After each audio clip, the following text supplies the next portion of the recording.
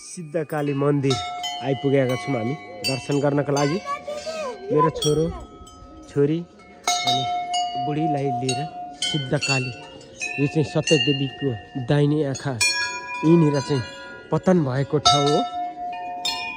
र यहाँ चाहिँ हामी तराईबाट पहाड आउँदाखेरि एकचोटि आइ नै रहन्छौँ। यस्तो राम्रो छ सिद्धकाली। म तपाईँहरूलाई भिडियो देखाउँछु। सिद्धकाली मन्दिर, यो चाहिँ देवीको दाहिने आँखा पतन भएको भनिन्छ। यो सत्ययुगमा चाहिँ पतन भएको अरे भनेर मैले पनि सुनेको होइन। अब आँखा पनि छ भन्छ,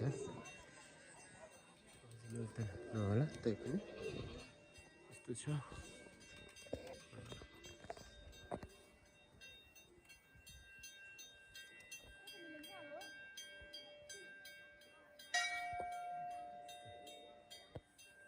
यहाँ चाहिँ बलि दिने प्रथा पनि छ र परेवाहरू छोड्ने प्रथा पनि छ है।